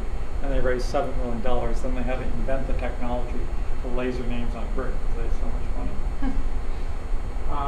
Average request is $30,000. So you all have people who will leave you a legacy if you ask them. It's really important to mention this whenever you can, have something on their website, because one of our clients makes $26 million a year in Canada, national organization, from legacies. There's a lot of money out there. Almost all of our organizations have averages over $50,000. So one legacy could make an enormous difference to what most organizations are doing. Yes? Have you asked people for that? Excellent question. There's different ways, but basically the subtle, soft ways are you mention this. Ideally, you find somebody who's done it, and you tell their story in a newsletter. You tell their story on a website. We just shot a video of the CEO of the Heart and Stroke Foundation talking about why he's doing this to honor his mother. Short 2-minute video, but it's emotional. And so again, it's social proof that other people are doing this. They're more likely to do it. So it's kind of a constant repetition mention. Other organizations, where we're just doing a survey for SFU, we'll send an email and a print survey asking people questions, which include the questions, do you have a will? Have you put SFU in your will? Do you intend to? Would you be interested in getting more information? Again, it's all a percentage game. So if you're going to 5,000 people and get 5 people, which is 30,000 each, that's great. So again, for fortune nature, totally depends on how many people you can go to. But you can talk about this publicly and alert. Some of your organizations here could just go talk to Vance or some financial advisor organize a meeting, invite all your donors and all your friends to do a financial planning thing. And there's a subtle mention in there, by the way, some people consider leaving a gift to the cultural center in their will. It doesn't have to be a big thing, and then there's an expert they can talk to and staff people they can talk to. Most organizations will always pick up a couple of people who are interested in it, and if it's a hospital, they always pick up someone who will in fact do it. So again, there's lots of different ways. There's good books on this, and but it's like all other, you kind of have to ask and mention it. Mention on your Facebook pages. Do you ask one-on-one? Yes, well, I mean, the goal originally is to, or for most organizations, is do mass kind of marketing, whatever small channels you might have, which is print on your website and social media. At your events, you could create a brochure suggesting this would be a great thing to do to carry this on into the future. And then people who are interested, you sit down with them and discuss it. But most of it is subtle. But for a lot of people, especially older people, they think, I want to leave a legacy, and the legacy means, to be remembered. So you might name something to honor them. There's a student, original SW class of year 1 who wrote a letter for, and he invited a scholarship for students. She got into university because of a scholarship. And they've been doing this for years. And they want this to continue long after they're here because it changed their lives. So again, you look at those things that make people live on. Same thing with monthly giving. It's a repetition thing. You mention it all the time. Use all your different channels. Even if people at special events trying to collect names. People again, if each person who signs up as a monthly donor is worth $1,500, and they probably will, it's worth having somebody at almost all your events, a friendly person doing this. But you have to explain why this is important. So some of the things around monthly, it lowers your administrative costs, it's easy to manage, it's convenient for them. Amnesty International has over 35,000 monthly donors, so they know a lot about monthly donors. And they did a survey and found out that 9% of people became monthly donors because they are working to stop torture. 50% are monthly donors because it's convenient for them. So this is convenient for a lot of people. It's a nice way to give, and you give constantly, you can give more. Somebody asked a question about crowdfunding. The basic principles of copy and design also apply to crowdfunding when you're writing these things. Short words, short sentences, emotional, a good story, specificity makes a big difference. But you also need a list. Most of the money going to most campaigns never come close to making your target. And the ones that are more successful, people have lists. You get people who are really interested in what you're doing, sending things out to all their lists. Lists are key in making these campaigns successful. Somebody asked a question, were they in this room but donor fatigue? It was somebody who's online. So there's no donor fatigue means donors give you for a number of years and then they stop giving. Most files we look at and do a lot of database analysis, people who've given for a couple of years continue to give. It's around 60 to 70% continue giving. Monthly donors, basically, if they're required through the mail or phone, 90% of them renew. The only people dropping out of these programs are people who are dying, going into seniors' homes, or moving across the country, pay for a local organization. Even then, sometimes they continue to give. So if your donor files, you're only getting 20% of the people giving again, it could mean a couple things. The ask is not a very good ask. It could be the ask might be great, but they can't read it because the design is bad. And fundamentally, it could be you're not asking enough, or for the things that donors care about, because some organizations change what they're asking for. We had a hospital that built their donor base on cancer asks, which is highly appealing.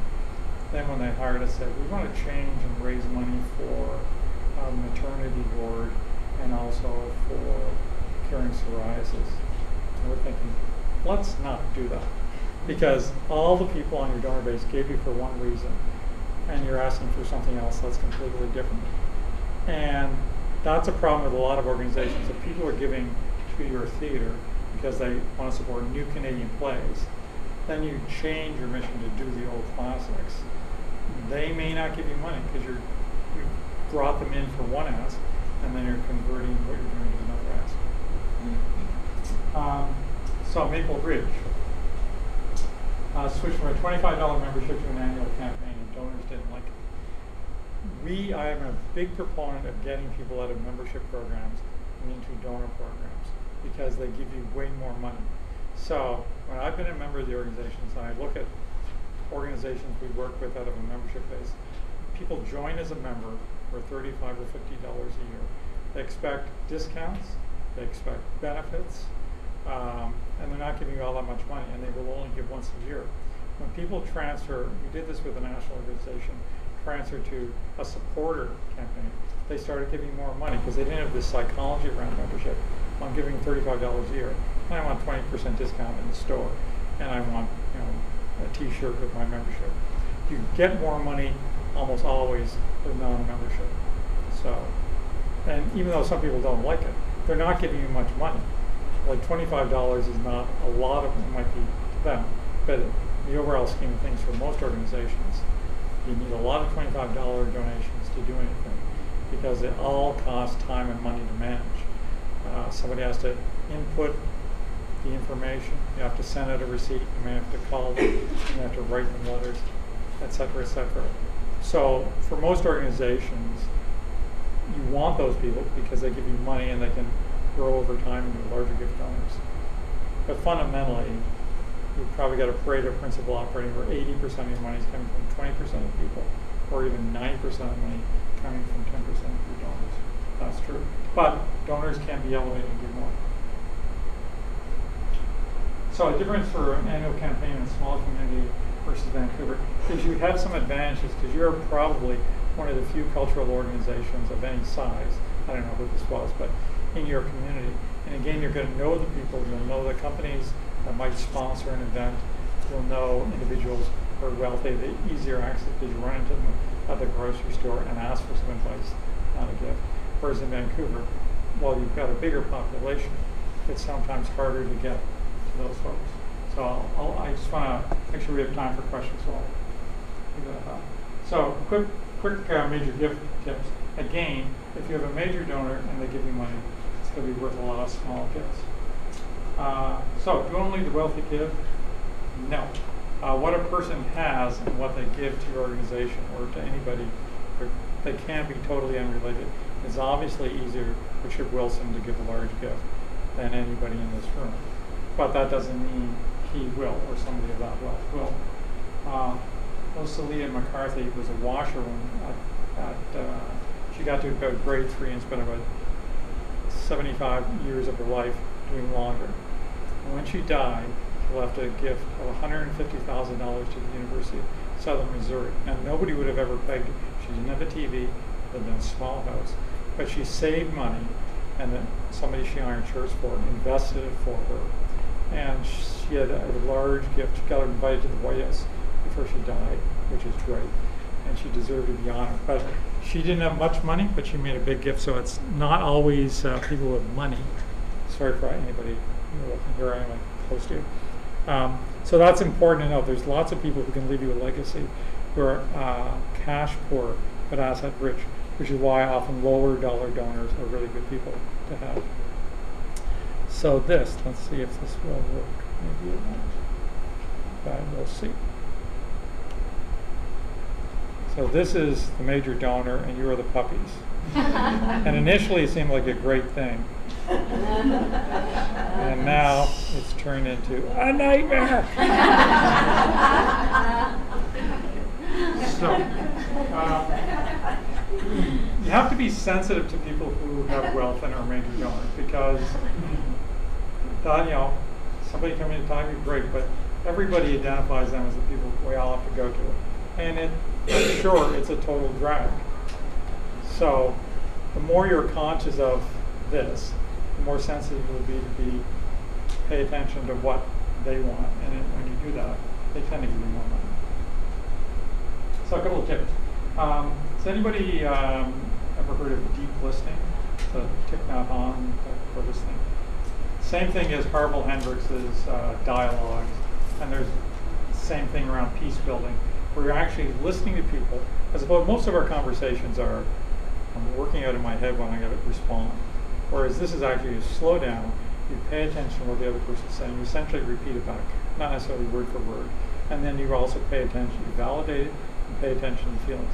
This is great in fundraising. It's because you essentially reflect back. Now if somebody says, well, I'm worried about a lot of money going to administration, you would say something along the lines of, I can see from what you're saying that you're worried that a lot of money would in fact be wasted going to administrative salaries and all this. So that's the reflecting back. So they feel heard, and that's a really good thing because most people like to be listened to. And you say, that's one of the reasons why we've implemented these procedures to make sure that when we're flying across the country for meetings, we're staying on somebody's floor to save money for the organization because we want more money to go into the program. And then you just figure out what the deflect portion is, and then you go back to the communication to get the ask. Okay, oops, sorry. Talk to couples. So this may surprise many women in the room, but women have all the money and make all the money decisions for the most part in our society, and here's why. The research in the ad world shows that they make most of the buying decisions for households, about 80%. Guys may buy a truck, but women are making most of the other buying decisions on the whole. And in a female couple, they're making all buying decisions. But the key thing is that on average, women marry men 4 years older, and men die for the 7 years before women. So in any kind of couple, a straight couple, women are basically going to be inheriting the assets of the family, usually when they're often at the peak. And so, we live in a pretty historically sexist society where men were, certainly over a certain age, were making most of the money. That's obviously changing pretty quickly. But for people who are often very wealthy, it's in many cases the man has made the money. But it doesn't matter who made the money. If you talk to both people in a couple, and even involve their kids, that's a great fundraising strategy, as well as being the right thing to do. Because we had a donor for Oxfam many years ago who made a $25,000 gift in like 1980, which was huge for us at the time. And when I went out to visit him, his wife was there and also paying attention. And we started getting these anonymous $100,000 donations. It was from her because she was just listening to the conversation. And so it's the right thing to do, and it also can lead to lots more money. If you're at a restaurant, always pick up the bill. And if you are eating with vegans, don't eat a 24-ounce steak that comes rare, like this fundraiser did in Toronto with two of the wealthiest people in the country and David Suzuki. So, fun story. Again, prepare, practice your ask. Go in with a couple of people is a good thing. Make few promises, but keep them. So if you say you're going to send them something, make sure you do it. Simon Fraser, so this is good research. So we just started reading from Simon Fraser. Does anybody do yoga in the room? All the earth people. So apparently the research confirms that drinking alcohol may give you the same benefits as yoga. So this is Shavasana. And a few other positions, Palisade, Eastern Palisade, and of course.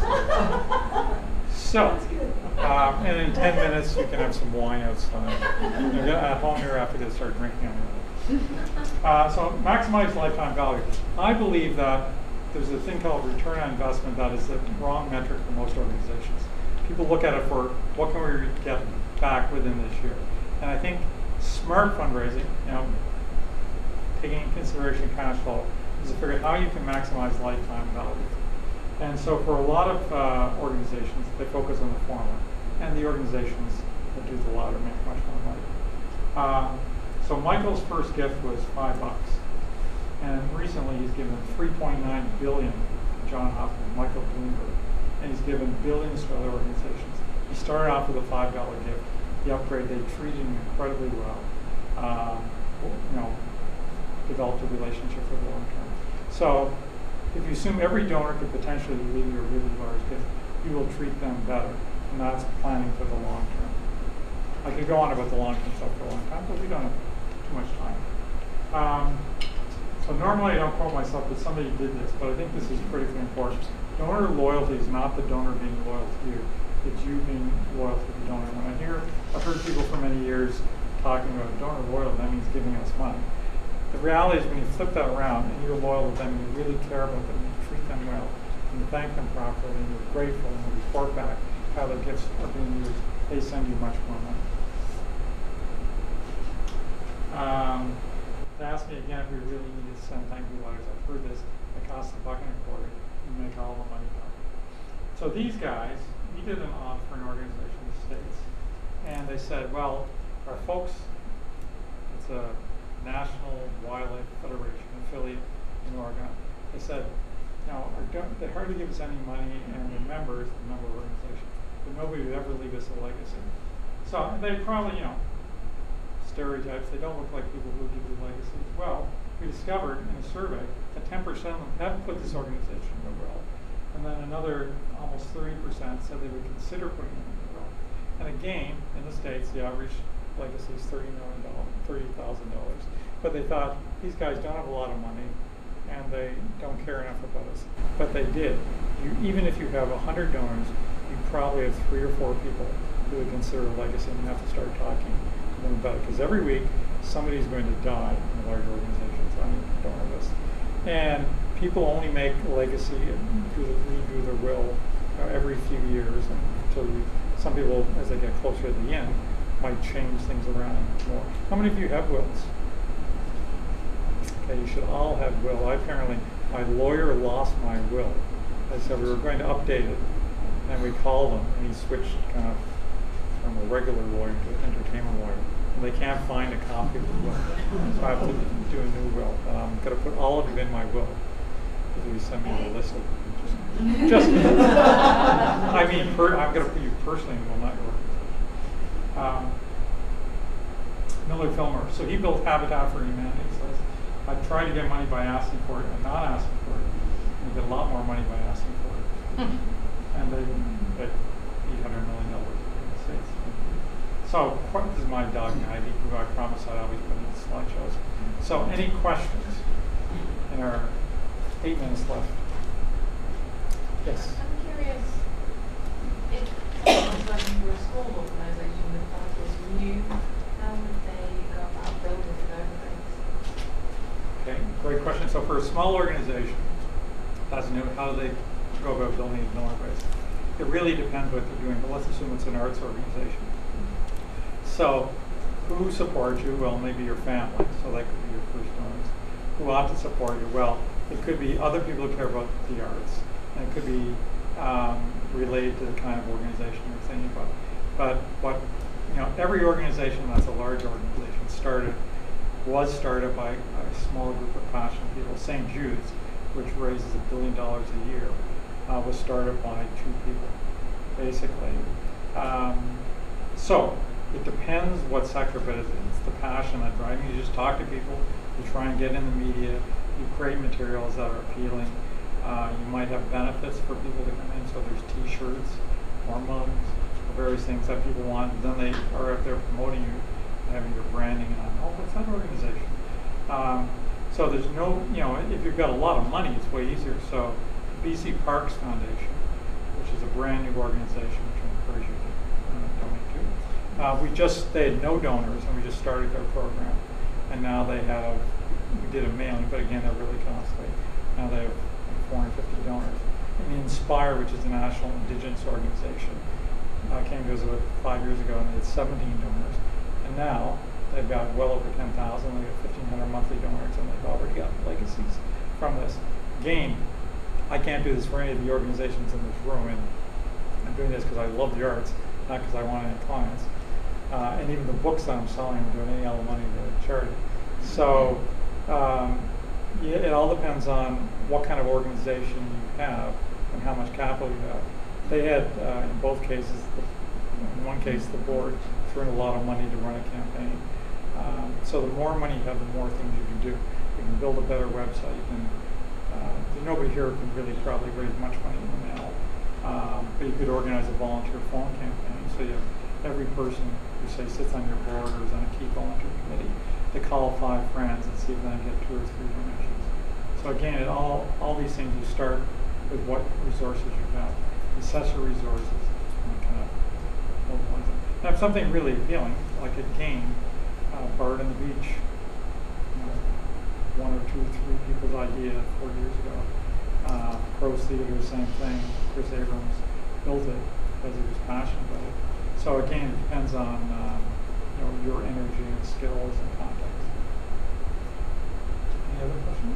I have a question. I'm not sure if this was touched on earlier, but from Judy Piggott, who asked us about the issue of fundraising by non-charitable nonprofits versus charitable organizations. Many arts nonprofits are not charities, so cannot give tax receipts and feel hobbled by this new fundraising. Great.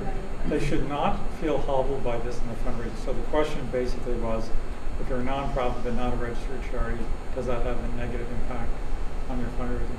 My feeling is it doesn't. It might if you're asking somebody for $25,000, but then you might be able to go to an organization like the Tides Foundation to kind of house you where they can issue tax receipts on your behalf. Tides, great organization, by the way, being attacked by the ultra-right camp. The other thing is I sat on Greenpeace's board back in 1999 for a number of years, and we lost our tax status because the Conservatives went after us for doing environmental advocacy, allegedly. And it made no difference. Like the 40,000 donors, we hardly lost anybody. So if people really believe in your cause and mission, they will give you money. The difference on your taxes if you give a $100 donation is not all that great. People almost, in all the reasons why people give to charities, the taxing is way, way down the list because they give because they really care about the cause. They really want to make a difference in their community. They love this person who asked. They're angry about Donald Trump.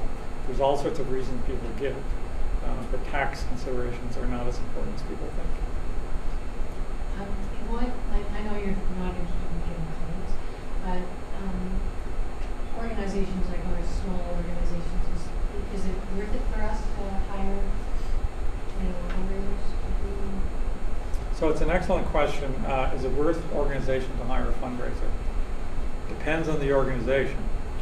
So if you have a donor base or something that's really appealing, or you find somebody that, the only way it kind of makes sense for your organizations is to find people, I think, who do either corporate sponsorship or maybe grant writing, but probably not, because you probably know all of these things, or have an in with major donors, as in they know the major donor community, because somebody totally trusts them, you can have a conversation with them, and they can talk to people who are already interested in that. It's hard when you're a small organization. There's some of you who can do it. The culture obviously can do it. Bard can do it. The Arts Club can do it. They've got 4 or 5 people. I think who's here from the Gateway? So you have fundraising staff. Yes. Yeah. But there's some organizations here that is possibly you and your friend doing something really great in your community, and it doesn't make any sense. So you have to kind of assess, what's the donor population or money, because fundraisers are rare. There's not a lot of them, and they're kind of expensive because there's not a lot of them. So I'd say for your organization, I don't know. What's your annual income? 100,000. So maybe a part-time person would make sense. But again, if you've got specific things you're raising money for and you get the right person, they could probably help. If you just need general funds, it'll be hard. So maybe one last quick question, then we go do some yoga. I'm curious to know what you think of gala fundraisers. So the question is on gala fundraisers. How many of you do them? Handful of them. Here's the thing about special events. They are incredible time sucks on staff and volunteers. So you have to raise a lot of money to make them worthwhile. They can give you some media coverage, but if media coverage doesn't lead to potential sales of tickets or donations, then I don't think it's all that valuable. They can get you an event where you get access to people who might be really big sponsors for you, and that's a good thing. But I've seen organizations burn out their staff, burn out their volunteers with galas. So when at the Writers' Festival, where I've been on the board for about 8 years, we used to do galas every year, make about $30,000. But it would consume an enormous amount of staff time and volunteer time.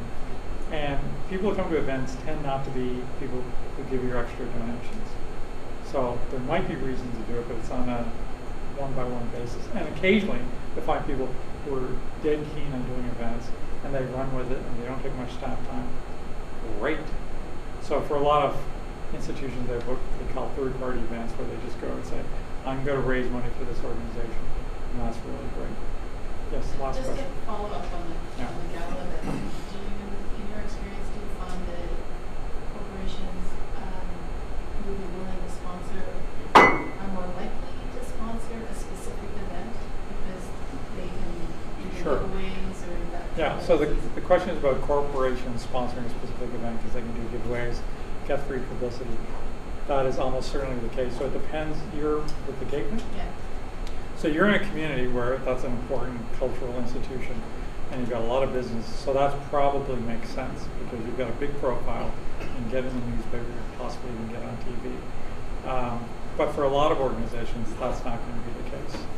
And so you have to kind of assess it again. Even if you're a small organization, you think, this corporation will give us $100,000 if you do a gala, and you're probably going to make money at a gala. Again, you look at, there's a book which you can get free from go to the Secretary of State. Look up Ken Wyman, W-Y-M-A-N. He's got a book on special events which you can download for free. And I'll write down his name over here. But it's a really good book on special events, how to maximize. I can't write that. Okay. They want a simple name, Ken, K-E-N, means knowledge, and Wyman, W-Y-M-A-N. And so he might even have a couple of books there that you can get for free on special events where you think these are the different things you can do to maximize income at your special event. So, since it is 5 o'clock, I'm just going to end it here. And then, if I drink any wine, I make any promises you can't hold me to. So, but thank you for being here and staying pretty much awake.